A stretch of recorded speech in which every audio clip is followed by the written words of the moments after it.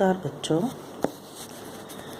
हिंदी में आज हम करेंगे पाठ 12 सुदामा चरित।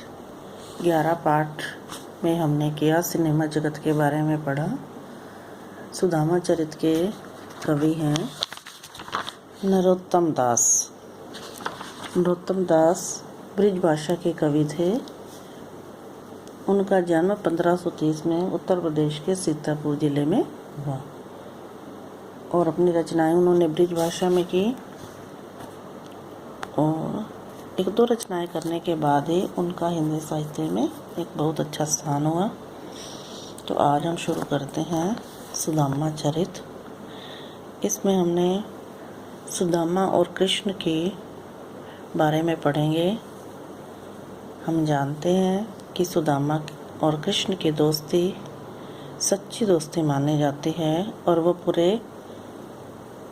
पूरे विश्व में प्रसिद्ध है। सच्ची दोस्ती के लिए सुदामा और कृष्ण का उदाहरण दिया जाता है। सुदामा और कृष्ण बचपन से ही गुरु संदीपनी के आश्रम में इकट्ठे पढ़ते थे, वहीं रहते थे और वो बड़े हुए तो सुदामा एक ब्राह्मण भी थे। उनकी यूं की यूं गरीबी वाली हालत रही और कृष्ण जो है वो द्वारका के राजा बने। तो उसके घर बड़ी गरीबी थी। सुदामा के घर, उनके घर खाने को कुछ नहीं था। वो बड़ी दरिद्रता में अपना जीवन जी रहे थे। तो एक बार उनकी पत्नी कहती है कि आपके जो मित्र हैं वो तो इतने बड़े राजा हैं, भगवान हैं, तुम जाकर उनसे सहायता क्यों नहीं मांगते। लेकिन वो नहीं जाना चाहते थे। उनको अच्छा नहीं लगता था किसी को अपना बताना, अपना हाल बताना और फिर उससे सहायता लेना।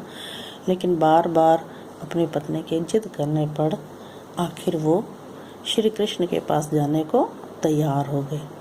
तो उनकी पत्नी ने भेंट स्वरूप, उनके पास कुछ था ही नहीं, उनको चावल दे दिए। एक मुट्ठी पोटली में उन्होंने चावल बांध लिए और वो चावल भी उनकी पत्नी पड़ोस से किसी के घर से मांग कर लाई थी। उनके घर वो भी नहीं था और इस तरह से सुदामा चल पड़ते हैं। उनके पाँव में चप्पल भी नहीं होती, वो नंगे पैर चलते चलते चलते चलते एक स्थान पर पहुंच जाते हैं। उनको पता ही नहीं होता कि ये कृष्ण का राजमहल है। तो वहाँ जाकर वो उनके जो बाहर चौकीदार खड़े होते हैं उनसे पूछते हैं। तो आइए इसके बारे में पढ़ते हैं।